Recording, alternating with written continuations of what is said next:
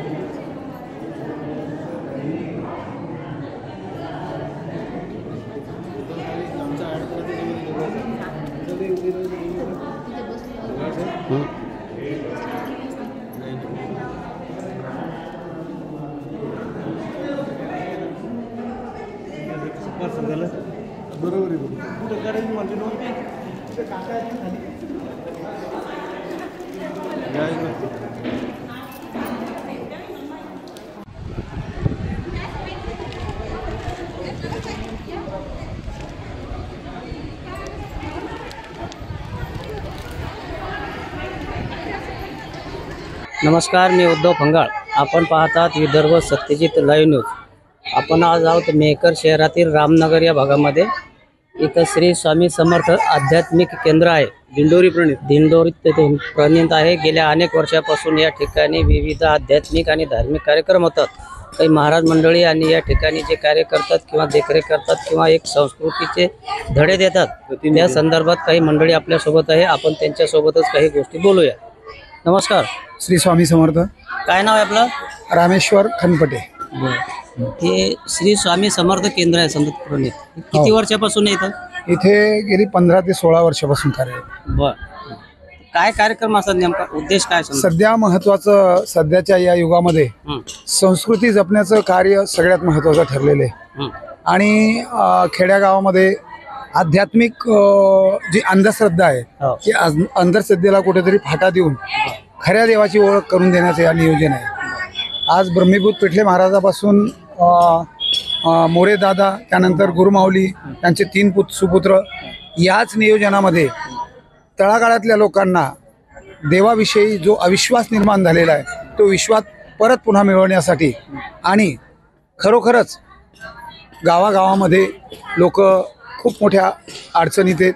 कोणाची आर्थिक अडचण आहे, कुण्या मुलीचं लग्न होत नाही, कोणाला खूप काही अशा व्यावहारिक अडचणी आहेत आणि यामुळं खूप लोक डिप्रेट झालेले आणि यांना कुठेतरी या परिस्थितीतून बाहेर काढण्यासाठी माऊलींनी शहरामध्ये, गावागावामध्ये, वस्तीमध्ये या स्वामी समर्थ केंद्राचं आज स्थापना केलेली आहे आणि त्यातून खरोखर सनातन धर्माचा प्रचार प्रसार आणि खरा देव कशात आहे, माणसात आहे की निवळ मंदिरात आहे, याबद्दल नियोजन आहे। कारण हे मंदिर नाही आहे, हे फक्त केंद्र आहे आणि केंद्रामध्ये नुसतं पारायण किंवा नुसत्या पूजा अर्चा होत नाही। बहुजन समाजाला ज्या ज्या गोष्टीची आवश्यकता आहे आध्यात्मिकरित्या, रीती रिवाज आणि संस्कार आपल्या इथे जे संस्कार मूळ संस्कृतीचे आहेत तेच पुन्हा लोकांमध्ये प्रस्थापित करण्याचं कार्य केलेलं आहे. अधोगतीला झालेला जो युवा वर्ग आहे त्याला कुठंतरी या केंद्रामध्ये आणून मार्गदर्शन करून रोजच्या जशी शाळेमध्ये जसे सकाळचे पाठ दिल्या जातात तशी नित्यसेवा दिली जाते आणि नित्यसेवेच्या अंतर्गत स्वामी महाराजांच्या जपामध्ये त्याचा आत्मविश्वास वाढवला जातो आणि त्याला तेच दिल्या जाते की जादूटोणा नाही किंवा अंगारा नाही, कुठं उतारा नाही. यामध्ये दिल्या जाते की माणसानं जर कर्म व्यवस्थित केले तर खरोखर कुठल्याही संकट आपल्यावर येत नाही. आणि या नियोजनातून जी जी सेवा इथून दिल्या जाते अनेक लोकांना अनुभव येतात. आज 100 लोक पारायणाला बसत होते आज 10-12 वर्षापूर्वी. आजचा आकडा 1000 लोकांचा आहे.